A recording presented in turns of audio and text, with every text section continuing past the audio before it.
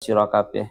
Tatkala Nabi Ibrahim berkata kepada ayahnya dan kaumnya, ma ta'budun, apa yang kalian sembah? Qalu mongko padha jawab, qalu na'budu asnama fa nadhallu laha akifin. Qalu padha ngucap sapa Ibrahim, sapa kaum, sapa abihi wa qaumihi, marji'e teng ngriku. Qalu ngucap sapa abihi wa qaumihi, ngucap ya Allah ya Rabbi ya Karim, na'budu asnaman, ing pengucap na'budu asnaman, na'budun nyembah sapa ingsun, na'budu nyembah sapa ingsun asnaman ing pira-pira berhala, asnaman ing pira-pira berhala. Sarrahu padha martelaake sapa abihi wa qaumihi bil fi'li kelawan fi'il na'budu niku liya'tafu, terapun padha ngatafake sapa abihi wa qaumihi alaihi ing atase fi'il, alaihi ing atase fi'il ya Allah ya Rabbi ya Karim, alaihi ing atase fi'il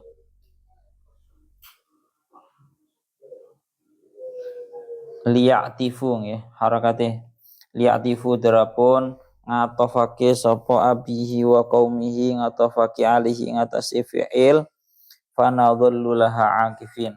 Fanadhallu mongko dadi sapa kita, mongko sedina-dina kita laha maring asnam iku akifina wong kang padha netepi, iku akifina wong kang padha netepi, nukimu tegese jumenengi sapa kita, tegese jumenengi sapa kita naharan ing dalem wayah raina, naharan ing dalem wayah raina wa ala ibadatiha ing atase nyembah ing asnam. Zatu fil jawabi, zatu padha nambahake sapa kaum, sapa abihi wa qaumihi ing dawuh fanadhallu laha akifin. Zatu padha nambahake sapa abihi wa qaumihi ing dawuh fanadhallu laha akifin, tujuane fil jawabi ing dalam jawab iftikharan krana arae agreng-agrengan, membangga-banggakan, krana arae agreng-agrengan ya Allah ya Rabbi ya Karim alaihi ing atase fi'il, alaihi ing atase fi'il niku, ing atase fi'il qala hal yasma'unakum itad'un aw yanfa'unakum aw yadurrun. Jawab Nabi Ibrahim, qala dawuh sapa Nabi Ibrahim, hal yasma'unakum apa toh padha krungu sapa asnam ing sira kabeh, ittad'una ai hina tad'una, tegese ing dalem nalikane padha ndonga, sapa sira kabeh ing ya Allah asnam ya antum, tegese wa bunyi au yang faunakum utawa padha ya Allah ya Rabbi ya Karim au yang faunakum utawa padha aweh manfaat sapa asnam ing sira kabeh in abadtumuhum ari kalane padha nyembah sapa sira kabeh ing asnam, ari kalane padha nyembah sapa sira kabeh ing asnam, au yadurrun utawa padha gawe kemelaratan, utawa padha melarati utawa gawe kemelaratan sapa asnam kum ing sira kabeh ilam tak butuh lamun ora nyembah sapa sira kabeh ing asnam.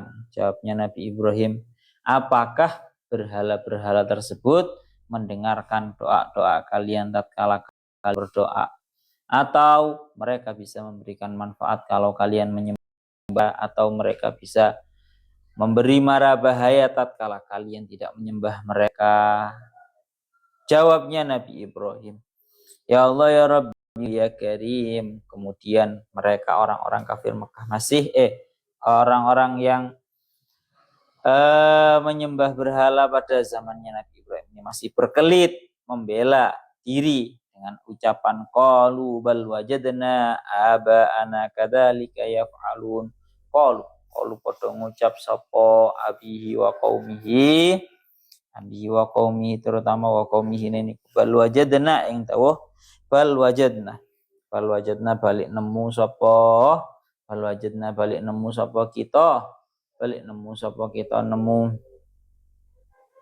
aba ing pira-pira bapak-bapak kita kadzalika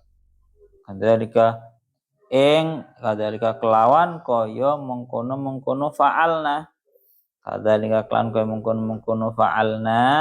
fi'lina master nggih fi'lina yaf'aluna hale padha agawe sapa abaana misla fi'lana ing padane penggawean kita itu katanya orang-orang penyembah berhala, kita itu menyembah berhala karena kita menemukan bahwa para kakek moyang kami menyembah berhala seperti halnya kami. Ini dalih daripada mereka. Ya Allah ya Rabbi ya Karim, qala afara'aitum ma kuntum ta'budun antum wa aba'ukumul aqdamun. Qala dawuh sapa Nabi Ibrahim, afara'aitum apa toh padha ningali sapa sira kabeh. Monggo apa toh padha ningali weruh sapa sira kabeh ma ing barang kuntum kang ana sapa sira kabeh iku tak buduna padha nyembah sapa sira kabeh ing ma antum tegese sira kabeh wa abaukum lan pira-pira bapak-bapak sira kabeh al aqdamuna kang padha dingin-dingin sapa abaukum. Jawabnya Nabi Ibrahim, apakah kalian benar-benar mengetahui sosok yang kalian sembah besertaan dengan para pendahulu, para kakek moyang kalian yang sudah terdahulu itu? Fa innahum aduwwul li illa rabbil alamin. Fa innahum moko satenane ma kuntum asnam utawa ma kuntum ta'budun asnam utawa ma kuntum ta'budun iku aduun musuh li kedue ingsun aila a'buduhum tegese ora nyembah sapa ingsun ing ma kuntum ta'budun utawa asnam sami mawon illa rabbil alamin. Iki istisna mungkotek illa rabbil alamin angin pangerane wong alam kabeh lakin rabbil alamin tegese tetapine pangerane wong alam kabeh. Ini mongko satenane ingsun iku a'budu nyembah sapa ingsun ing rabbal alamin pun. Terus sekarang ini kita membahas tentang ceritanya Nabi Ibrahim. Ini pun bolak-balik diaturakan bahwa sebenarnya ceritanya Nabi Ibrahim ini juga kemarin sudah kita bahas pada pertemuan kemarin. Justru di kali ini itu tidak ada pembahasan tentang pembakaran Nabi Ibrahim, ya. Itu enggak ada. Yang ada kepada pembahasan kemarin. Sekarang ini pembahasan hanya sekedar membahas tentang saling adu hujahnya antara Nabi Ibrahim dengan ayah dan juga para kaumnya, itu saja. Mulana kita murati, kita juga harus perlu mengingat-ingat dawuhnya Syekh Mutawalli Asy'arawi bahwa Al-Qur'an itu menyebutkan cerita Nabi bukan murni untuk sejarah. Ngilingan rungokne bahwa Al-Qur'an itu mencantumkan cerita-cerita para nabi itu bukan hanya murni karena sejarah. Karena kalau murni hanya untuk sejarah, niscaya cukup hanya disebutkan satu kali. Akan tetapi Al-Quran itu menyebutkan ceritanya nabi-nabi tujuannya adalah untuk tasbidul fuad atau menenangkan, memperkuat, memperkokoh terhadap hatinya Kanjeng Nabi. Walaupun bolak-balik matur kados ngaten. Lah termasuk ngeten. Sekarang kan watslu alaihim naba'a Ibrahim. kita muratirian dalam surat Asy-Syu'ara ayat 69, watslu alaihim ayat Makkah naba'a ay khabar Ibrahim. Bacakanlah wahai Muhammad kepada mereka golongannya orang-orang kafir Mekah ceritanya Nabi Ibrahim. Walaupun matur bahwa kalau yang kemarin itu membahas tentang ceritanya Nabi Musa. Kalau sekarang ini membahas tentang ceritanya Nabi Ibrahim. Ela ngerti toh? Nabi Ibrahim karena Nabi Musa di sini Nabi siapa? Ngerti pura? Nabi Ibrahim. Kelasnya Nabi Musa itu malah akhir-akhir loh. Musa, Isa, marang ngenten Kanjeng Nabi Muhammad sallallahu alaihi wasallam. Yang kelasnya rata akhir-akhir titik. Sing lebih terdahulu justru malah ceritanya Nabi Ibrahim. Tapi kenapa kok yang disebutkan justru malah sinten? Ceritanya Nabi Musa, bukan ceritanya Nabi Ibrahim terlebih dahulu. Ini justru malah memperkuat bahwa Al-Quran itu menyebutkan ceritanya nabi-nabi bukan hanya untuk sebuah cerita, bukan untuk sekedar tarikh, pencatatan sejarah. Karena kalau untuk pencatatan sejarah harusnya runtut. Ceritanya Nabi Ibrahim dulu, baru ceritanya Nabi Musa. Tapi Allah Ta'ala dalam hal ini ingin tasbitul fuad, ya, untuk ingin menenangkan, memperkuat, memperkokoh terhadap hatinya Kanjeng Nabi yang disebutkan di dalam awal surat Asy-Syu'ara bahwa Kanjeng Nabi hampir saja meninggal. Bahasanya ngoten, gara-gara saking sedihnya Kanjeng Nabi, saking bersedihnya Kanjeng Nabi ketika melihat para kaumnya itu masih banyak yang belum beriman. Yes. Itu yang pertama. Daunnya Syekh Mutawalli Asy-Sya'rawi tentang ayat 69 yang membahas tentang ceritanya Nabi Ibrahim. Niki sing seperti yang kula sampaikan bahwa daunnya Syekh Mutawalli Asy-Sya'rawi ngerti akan mimma yadullu ala al-mas'alata fil Qur'an laisat sardan lit tarikh. Nabi Musa ceritanya disebutkan terlebih dahulu, kemudian Nabi Ibrahim yang kedua, padahal seharusnya Nabi Ibrahim dulu baru Nabi Musa. Ini justru bukti kuat bahwa Al-Quran itu bukan hanya tujuannya untuk mencatatkan sejarah. Akan tetapi fa Ibrahim kana qabla Musa, Ibrahim itu sebelumnya Nabi Musa. Walau aradna tarikh laja'at qissatu Ibrahim awalan. Kalau kita ingin mencatatkan sejarah secara runtut dan benar, harusnya disebutkan terlebih dahulu ceritanya Nabi Ibrahim. Tapi memang bukan itu tujuannya Al-Quran. Lalu bagaimana tujuannya Al-Quran? Innamal hadaf minal qisas fil Quran iltiqatu mawadi'il ibrah wal 'idati wattikhadil uswati min tarikhir rasul liyusabbitallahu biya fi fuada rasulih sallallahu alaihi wasallam hinama yuwajihu al-ahdas asyaqah wal asabiyah. Justru tujuan utama daripada Al-Quran adalah mengambil pelajaran-pelajaran besar dari cerita-ceritanya para nabi-nabi dengan tujuan untuk menenangkan, dengan tujuan untuk menghibur, dengan tujuan untuk memperkokoh terhadap hatinya Kanjeng Nabi Muhammad. Yes. Wiling-wilingan tenan. Lah, sekarang kita lanjut. Niki bola balas nih diatur nih. Pokoknya amasnya eling nih yes mari. Kenapa kok yang disebutkan terlebih dahulu ceritanya Nabi Musa daripada ceritanya Nabi Ibrahim?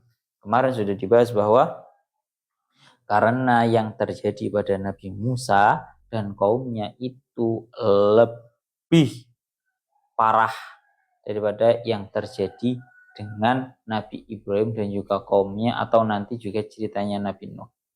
Tadi yang terjadi pada Nabi Musa dan kaumnya itu lebih parah. Bukan hanya sekedar kekufuran, tapi lebih dari itu sampai mendeklarasikan, mendakwakan diri sebagai Tuhan, yaitu Fir'aun dan seluruh bala tentaranya. Fir'aun ini orang kok mekur sekedar kafir, Pak, tapi sampai mendeklarasikan diri sebagai Tuhan.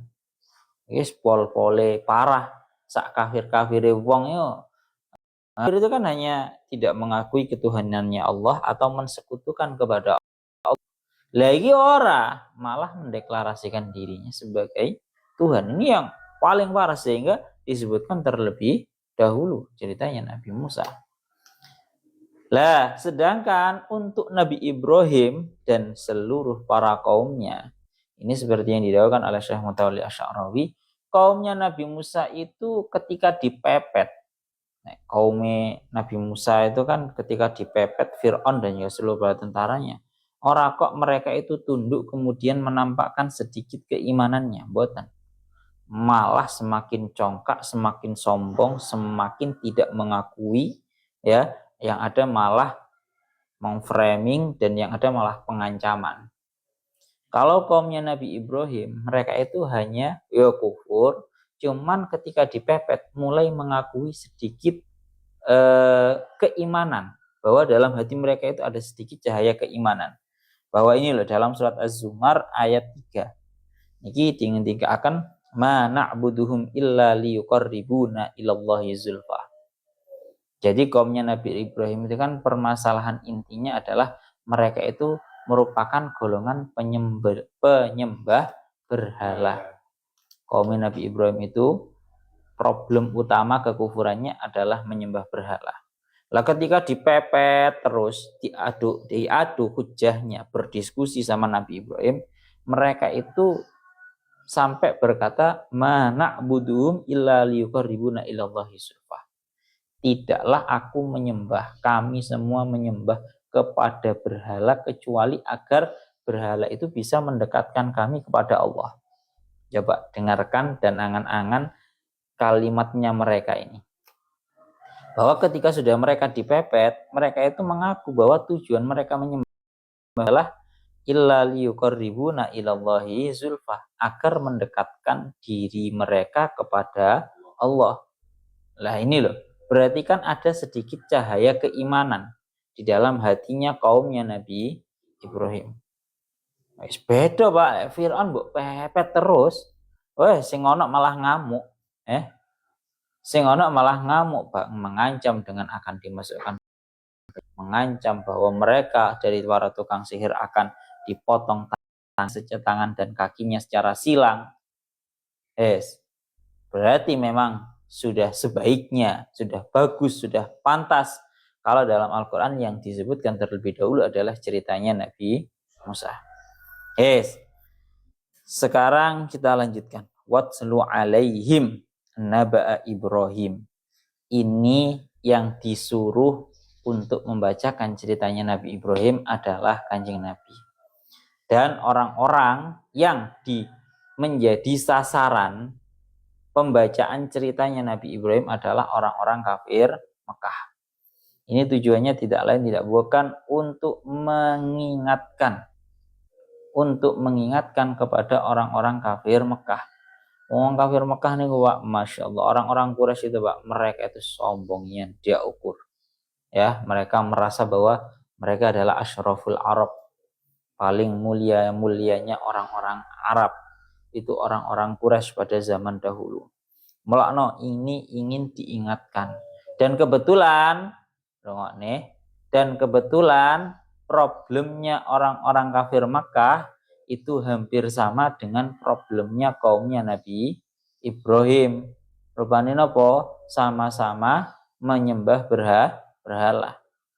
Bahwa di sekelilingnya Ka'bah mulai pada zaman dahulu sebelum Kanjeng Nabi datang, bahkan setelah Kanjeng Nabi datang itu banyak berhala-berhala yang besar-besar dan yang kecil-kecil, yang pada intinya berhala yang paling dituhankan oleh mereka para kaum kafir Makkah itu ada 4, ya. Lata, Uzza, Manah. Lata, Uzza, Manah, ya. Lah di situ dikatakan bahwa pentingnya Kanjeng Nabi mengingatkan orang-orang kafir Mekah yang pada waktu itu sedang melakukan puncak kesombongan mereka adalah dawuhnya Syekh Mutawalli Asy'arawi teng mriki dingendikaken qalu alal mukadzibina khassah li anal musaddiqina bi Rasulillah la yahtajuna hadhihi tilawah innama tuliyat alim innama tilawah litadzkirah aw li ilmi tarikh idan al murad huna al mukadzibun al munkirun liya'lamu anna nihayata kulli rusulillahi fi da'wati manas wal ghalabah. Nikilah yang paling digarisbawahi, kula garis bawahi, fa ka'annal Qur'an yaqulu lahum, seolah-olah Al-Qur'an mengucapkan kepada mereka kaum kafir Mekah, orang-orang kafir Mekah, la taghtarru bi quwwatikum wala bi jahikum. Hei orang-orang kafir Mekah, jangan kalian itu tertipu oleh kekuatan kalian semua, jangan tertipu oleh pangkat kalian semua. Wala tankhadi'u bi siyadatikum 'alal arab,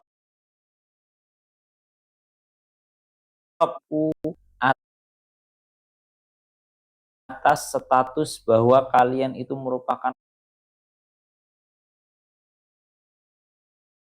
orang-orang yang dianggap paling mulia dari seluruh jazirah Arab. Karena napa ma'lumun anna makanata Quraisyin bainal Arab innama akhaduha min khidmati baitillahil haram. Karena sudah ketahui bahwa kemuliaannya orang-orang Quraisy, orang kafir Mekah atas seluruh jazirah Arab itu karena negara para pelayannya Baitullah Al-Haram, para pelayan Ka'bah. Ngoten loh. Itu kenapa mereka dianggap sebagai para orang-orang yang paling mulia dari seluruh jazirah Arab. Mereka yang menguasai, karena mereka yang menjamu terhadap para tamu-tamu Baitullahil Haram. Wes, wa ma aminu fi tariqi tijaratim illa bi qadasati baitillahi wa hurmatih. Bahkan mereka itu bisa mendapatkan kemuliaan dan keamanan selama mereka berjalan melakukan perdagangan ke negeri Syam, Mesir dan seterusnya. Itu karena mereka itu merupakan para khudamil Baitil Haram. Mereka itu para pelayannya Baitil Haram. Dah, mulakna niki dikatakan walau lal bait maka nali Quraisyin kullu hadil makanah. Andaikan tidak ada Baitullah Al-Haram, niscaya tidak ada bagi mereka sebuah kemuliaan ini. Andaikan gak ono Ka'bah, wong-wong Quraisy, wong-wong Makkah tidak akan memiliki kemuliaan yang begitu agung ini. Mulakno dalam surat Quraisy dikatakan li ila fi Quraisy ila fihim rihlatasyita'i was-shayf. Nggih. Walau in hadamal bait fi qissatil fil maka nat li Quraisyin siyadatun wa laysa saytaratun 'alal jazirah al-arabiyyah. Mari dikatakan dan andaikan Allah Ta'ala membiarkan Raja Abraha untuk menghancurkan Ka'bah, niscaya orang-orang Quraisy tidak akan memiliki kemuliaan atas seluruh jazirah. Nah, tapi Allah Ta'ala masih menghendaki agar yang itu dilindungi dan masih ada. Malah dalam surat Quraisy-nya dikatakan fal ya'budu rabb hadzal bait alladzi at'amahum min ju'in wa amanahum min khauf. Maka hendaknya kalian semua, orang-orang kafir Quraisy, orang-orang kafir Mekah, fal ya'budu rabb hadzal bait. Hendaknya kalian semua itu menyembah kepada Tuhannya Baitillahil Haram ini. Tuhannya Ka'bah ini loh sembahan. Karena kemuliaan yang kalian miliki semua ini bukan kok memang karena dzatiyah kalian itu merupakan orang yang mulia. Betul. Tapi karena kalian adalah pelayan-pelayannya Baitullahil Haram. Maka fal ya'budu rabb hadzal bait. Bahkan bukan hanya rabb hadzal bait, tapi alladzi at'amahum min ju'in wa amanahum min khauf. Yang mana Allah Ta'ala Tuhannya bait, Tuhannya Ka'bah itu memberikan makan kalian semua dari rasa lapar dan menyentosakan, mengamankan kalian semua dari rasa takut. Tengeriki dingendika akan ngoten. Masya Allah. Watlu alaihim naba'a Ibrahim idh qala li abihi wa qaumihi ma ta'budun. Surat Asy-Syu'ara 70.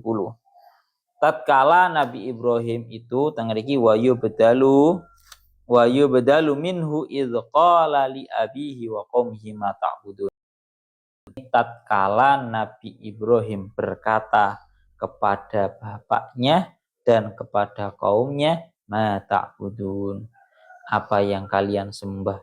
Wahai kaumku, wahai bapakku, apa yang kalian sembah. Idz qala li abihi wa qaumihi ma ta'budun. Tatkala Ibrahim berkata kepada ayahnya dan kaumnya, apa yang kalian sembah. Di sini didakwakan kalian Syekh Mutawalli Asy'arawi, beliau dawuh, maka perlu kalian ketahui. Ini sebagai catatan kita bahwa yang namanya seorang pendakwah itu kita mencontoh terhadap Nabi Ibrahim. Nabi Ibrahim itu berdakwah sebelum kepada kaumnya, itu kepada abihi. Idz qala li abihi wa qaumihi.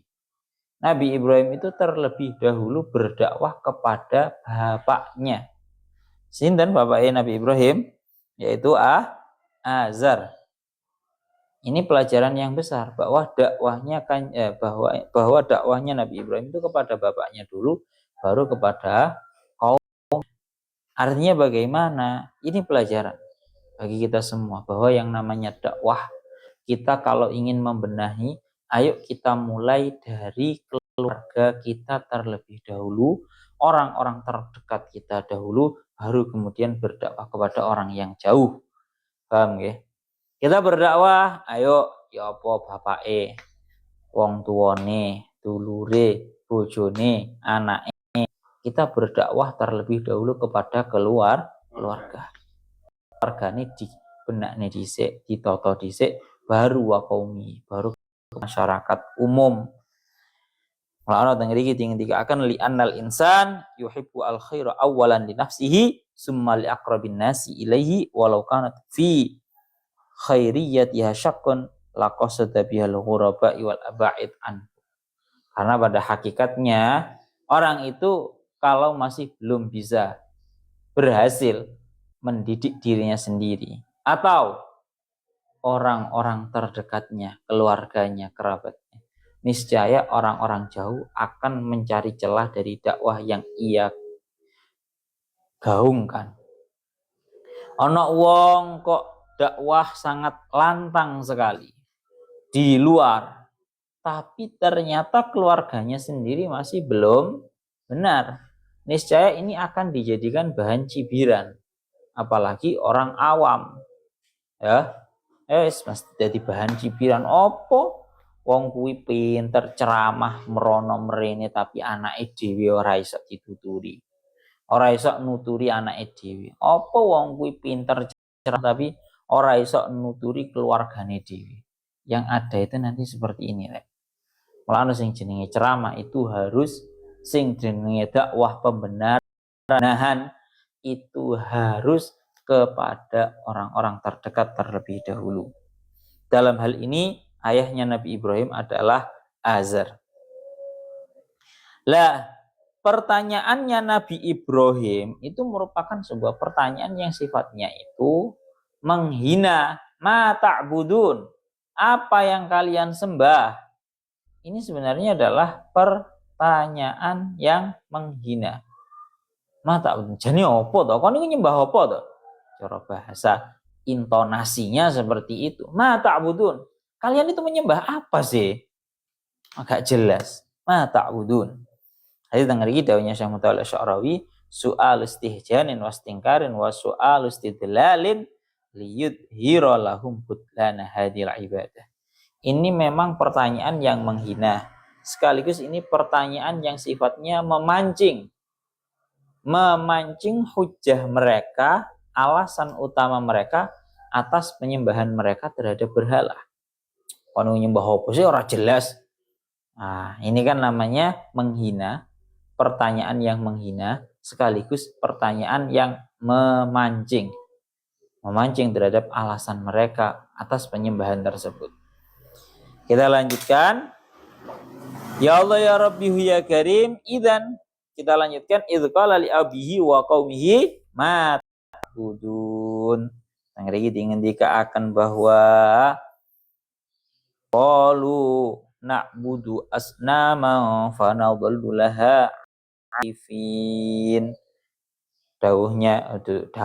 Jawabnya bapaknya Nabi Ibrahim, dan seluruh kaumnya mereka berdalih atas berhalanya mereka adalah jawabannya qalu na'budu asnaman fa nadallu laha akifin.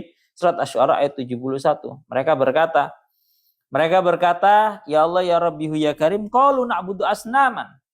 Mereka menjawab, na'budu asnaman, kita semua ini menyembah terhadap berhala. Sarrahu bil fi'li liya'tifu alaihi fanadallu laha akifin.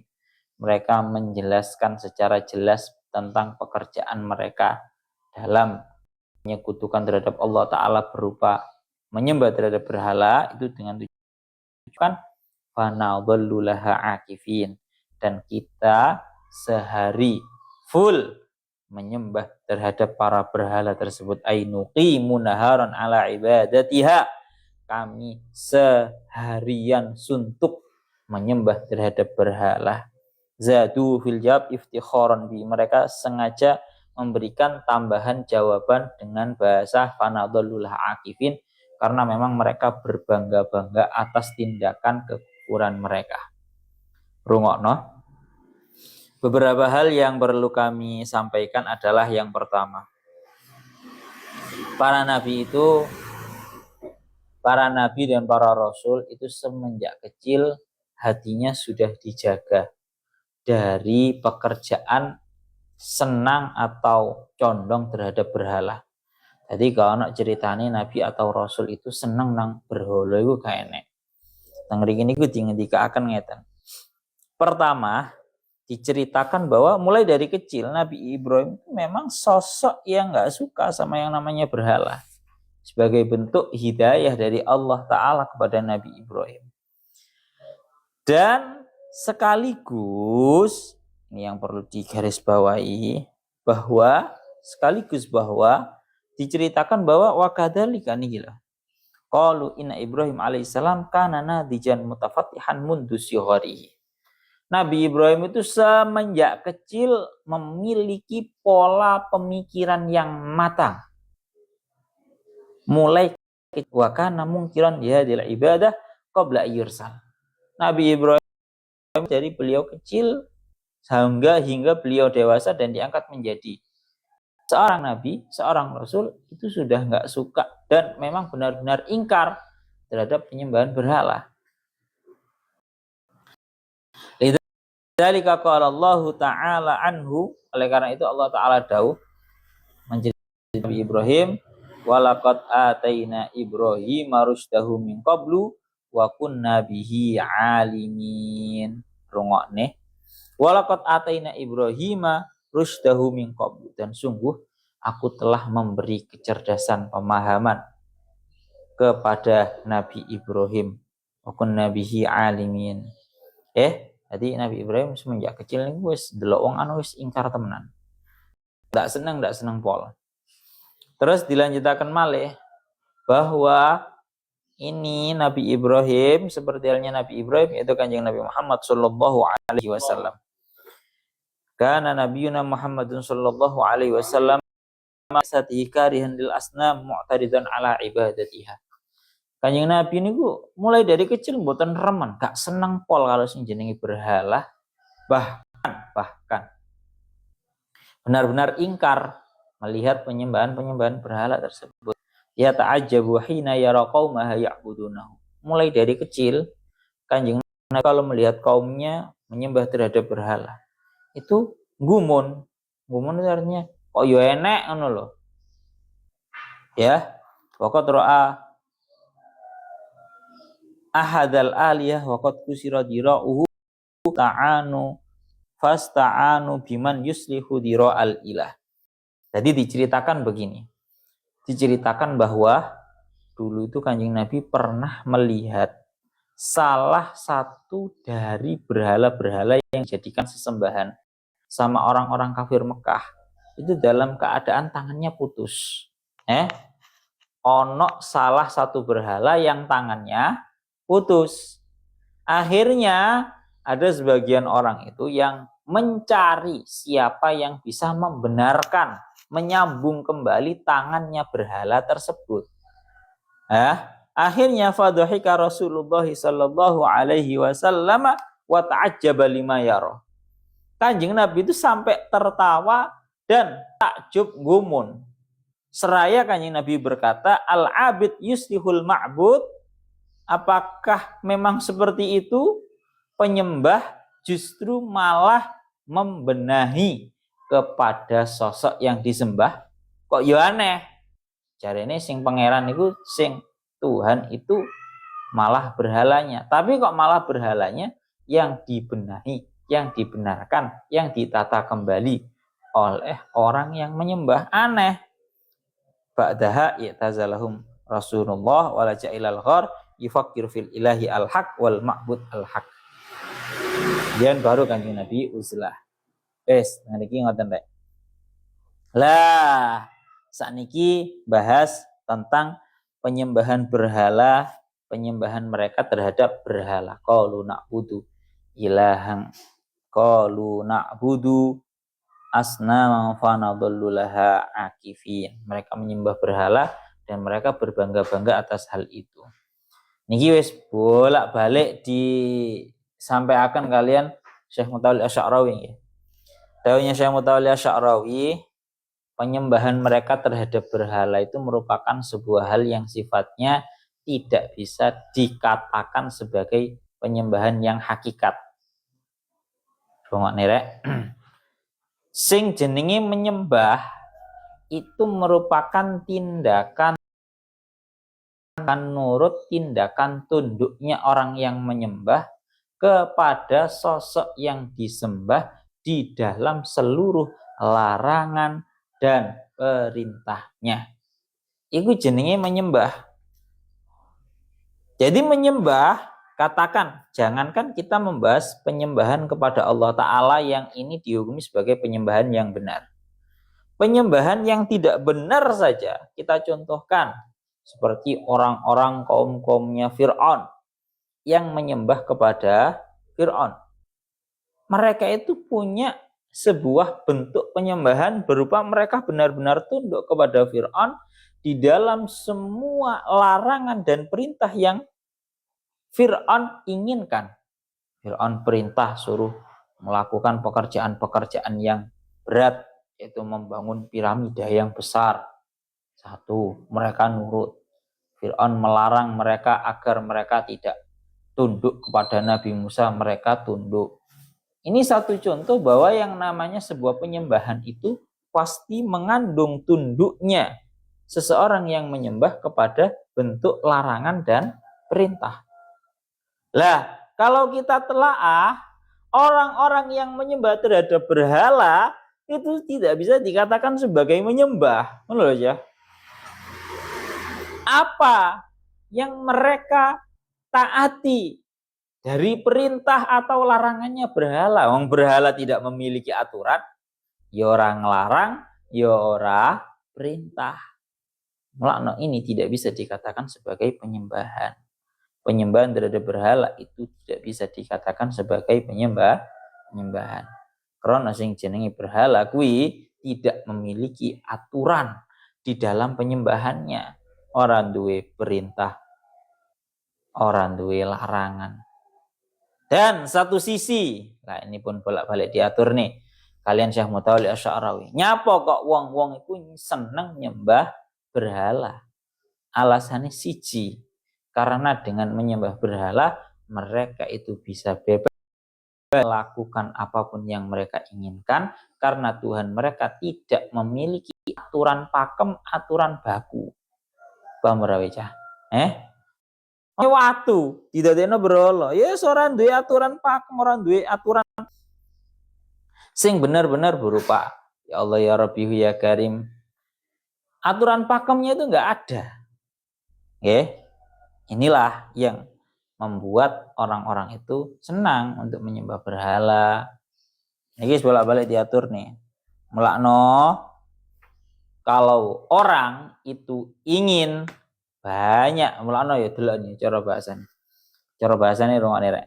Cara bahasane wingi sampun diaturaken bahwa kenapa banyak justru orang-orang mengajak kepada kesesatan itu lebih disukai. karena mereka itu mengajak sesuai kepada keinginan hawa nafsunya menungso. Kayak menyembah berhala. Wingi diceritakan bahwa banyak nabi-nabi palsu atau orang-orang yang sing aliran-aliran sesat itu loh Pak. Kenapa kok banyak diminati, pengikutnya juga banyak padahal katanya sesat?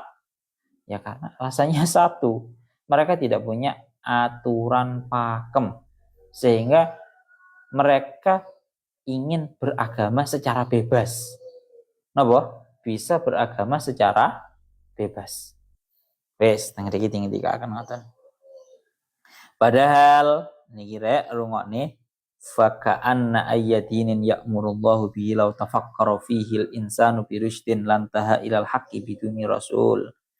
Padahal kalau kita itu berangan-angan secara lebih dalam, maka kita akan menemukan agamanya Allah Ta'ala ini penuh dengan kebenaran yang andaikan kita mau angan-angan, niscaya kita akan menemukan sebuah kebenaran bahkan sekalipun tanpa adanya seorang rasul. Niki daunnya sampai seperti itu. Li'anna dinallahi huwa dinul fitrati as-salimah. Karena agamanya Allah Ta'ala merupakan agama yang sesuai dengan fitrah keselamatannya seorang manusia. Rungok nih. Fa in tawaffarat ladal insani hadil fitrah ihtada biha ilal haq. Karena sesungguhnya kalau manusia itu bisa mengikuti fitrah kemanusiaannya, fitrah kebersihannya seorang manusia, niscaya dia akan menemukan kebenaran di dalam agamanya Allah Ta'ala ini. Rungok nih. Jadi bahasa kasaran ngomong, orang itu untuk menemukan kebenaran di dalam agama Islam tidak membutuhkan banyak dalil, hanya membutuhkan kepada keselamatan atau cara bahasanya fitrah kebersihan, fitrah kemanusiaannya dia. Satu contoh yang akan seperti yang terjadi kepada Sayyidina Umar. Sayyidina Umar niku diceritakan bahwa Sayyidina Umar itu banyak sekali cocok kepada Kanjeng Nabi di dalam banyak aturan yang sudah disampaikan, syariat yang disampaikan oleh Kanjeng Nabi. Ya, oleh karena itu, waqad aqarra Rasulullah dzalika liyubayyana lana anal aqlas salim wal fitrah al mustaqimah yumkinu ayyan tahya ila qadayatin duna rasulin. Bahwa akal yang selamat, ya, kebersihan akal dan kebersihan fitrah seorang manusia ini akan membawa dan menggiring manusia kepada agama yang benar sekalipun tanpa rasul. Ini dawuh Kanjeng Nabi loh, Pak. Tang mriki dicontohkan, contoh sedikit mawon, contoh tentang permasalahan keharaman melihat terhadap para perempuan. Contoh ini contoh ringan bahwa lau ta'amala alaqlu masalan tahriman nadhar ilal muharramat la wajada an-nadin qayyada nadharaka wa anta fardun wa qayyada min ajlika nadhar jami'an fakama talaba minka tulibalaka. Tengeri wa kadzalika al-amru fi tahrimis sariq wal qatl ila akhirih. Tengeri ingin dikatakan satu contoh saja. Ketika dalam peraturan Allah Ta'ala itu mengharamkan kita untuk melihat para perempuan.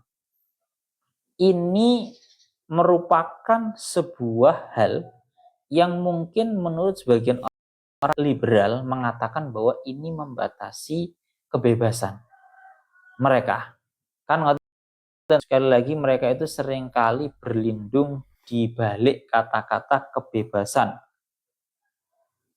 Ya. Lah, ini yang garis bawahi. Maka di dalam kita itu diharamkan oleh Allah Ta'ala melihat perempuan. Ini seolah-olah memang membatasi. Seolah-olah membatasi kebebasan kita. Namun pada hakikatnya ini membatasi. Bahasa ini saya kayak bahasa sing rada apik ini. Di dalam kita dibatasi, dilarang melihat jutaan wanita di luar sana tentang auratnya dan seterusnya, itu pada hakikatnya bukan mengekang diri kita. Namun pada hakikatnya justru balik mengekang jutaan orang di luar sana agar tidak melihat para perempuan-perempuan kita. Paham Arek? Jadi jangan dianggap ini bentuk pengekangan. Penyelamatan. Bukan kita yang dibatasi kebebasannya agar melihat kebebasan kita dalam melihat jutaan para perempuan di luar sana, tapi pada hakikatnya adalah membatasi jutaan perempuan di sana, orang-orang di luar sana untuk melihat para perempuan-perempuan kita. Paham aja. Kurang lebihnya ngono lah, kamu bisa memahami sendiri lah bahwa aturan yang ada pada syariat Islam pada hakikatnya ini adalah timbal balik. Diharamkan bagi kita untuk membunuh itu bukan kok karena membatasi kita, tapi pada hakikatnya untuk menyelamatkan kita dari jutaan orang di luar sana untuk membunuh kita. Begitu juga diharamkannya yang namanya mencuri uang atau hartanya orang lain. Itu pada hakikatnya bukan hanya bentuk diharamkannya kita untuk mencuri orang lain, tapi ini sebuah bentuk perlindungan Allah Ta'ala kepada kita dari tindakan jutaan orang di luar sana kepada kita. Paham ya? Iku wis paham ngono dhewe. Mulane kula niku sering angen-angen ngene lho, Pak. Kula sering angen-angen ngeten. Kenapa sih Allah Ta'ala itu mengharamkan bagi seorang perempuan untuk membuka auratnya? Kan sering banyak perempuan-perempuan itu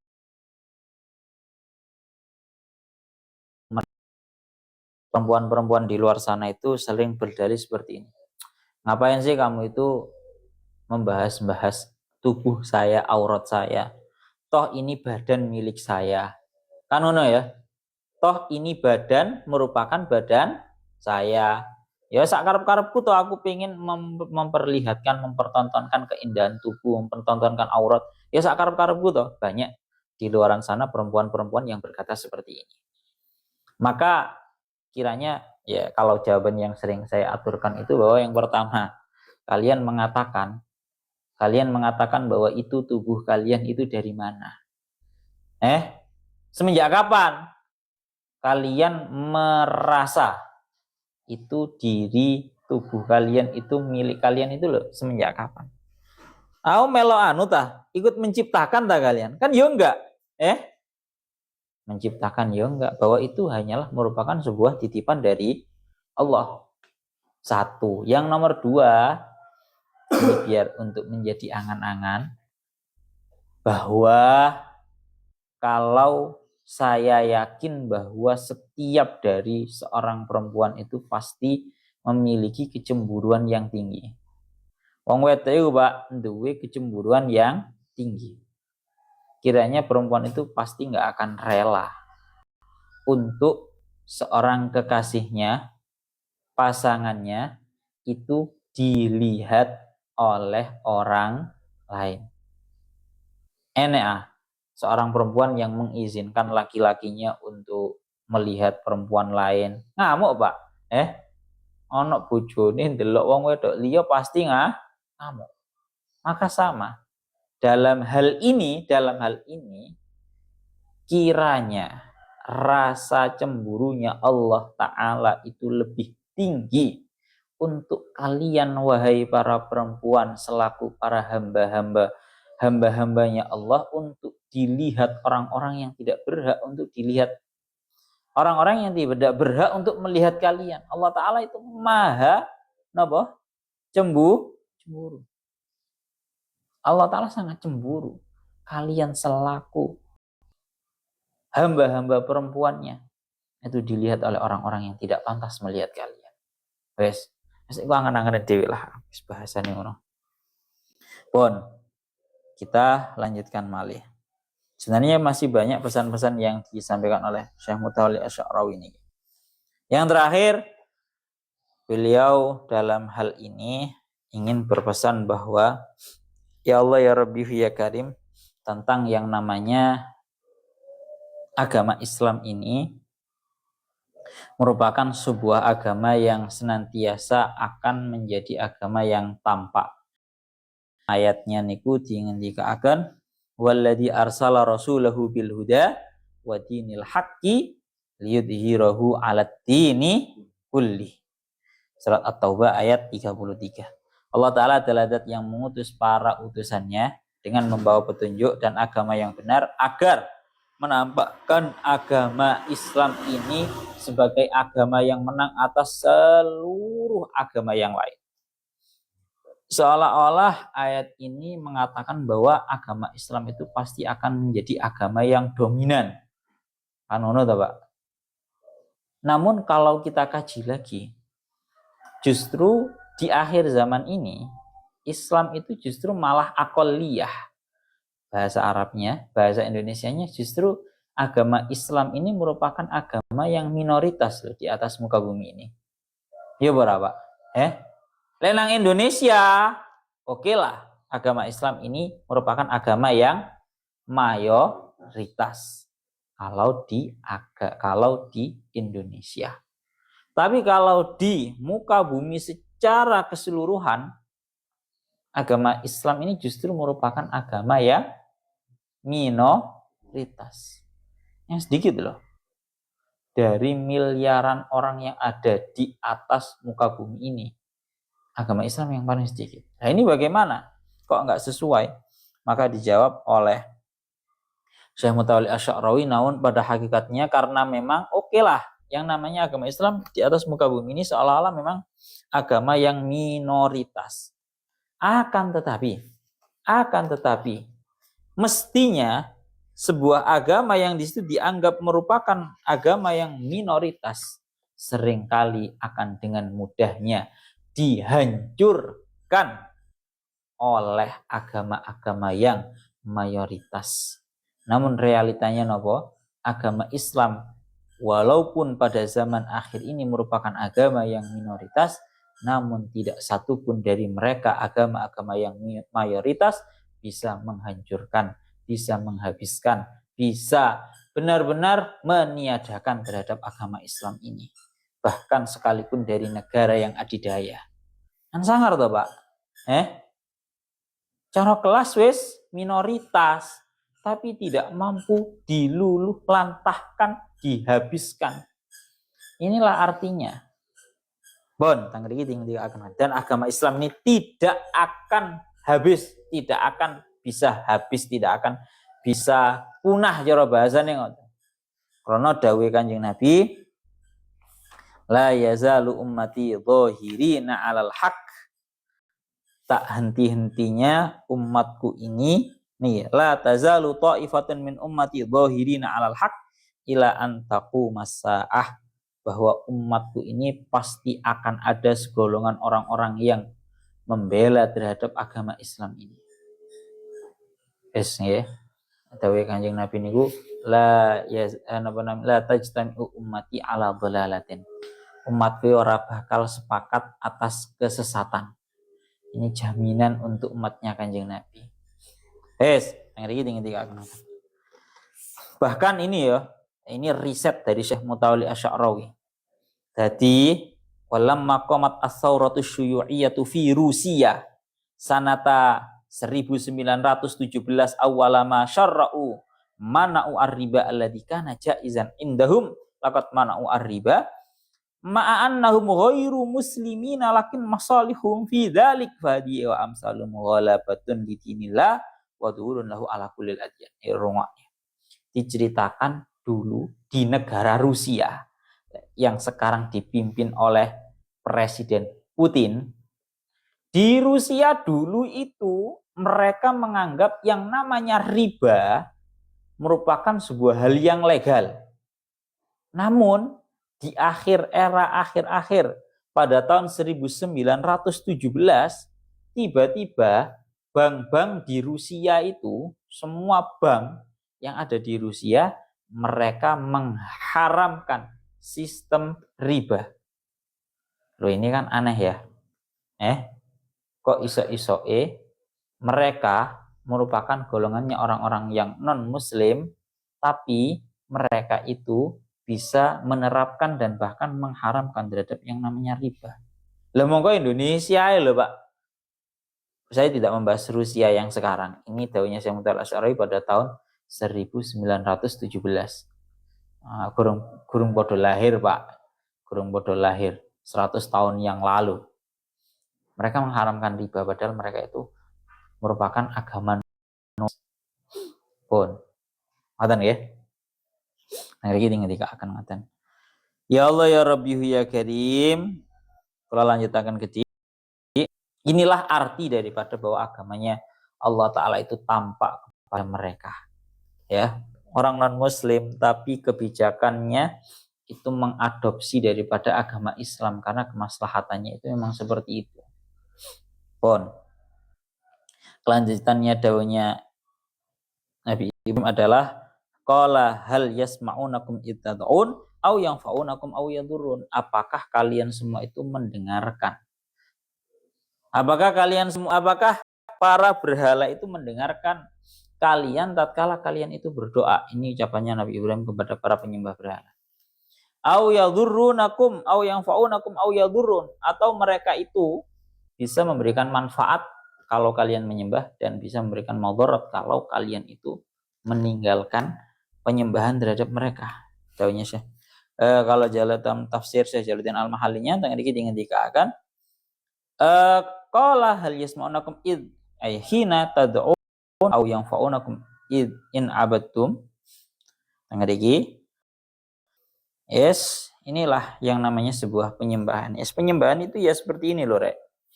Bahwa penyembahan itu harus ada aturan pakemnya. Ada aturan pakemnya, ada larangan, ada perintah. Terus tatkala ya Allah ya Rabbi ya Karim dalam penyembahan itu juga ada yang namanya memberikan manfaat kalau disembah dan memberikan madarat kalau tidak disembah. Pun termohon ya. Benjeng mulai surat Asy-Syu'ara ayat 74 qalu bal wajadna aba'ana kadzalika yaf'alun. Surat Asy-Syu'ara ayat 74 ilahuna wallahu a'lam bissawab.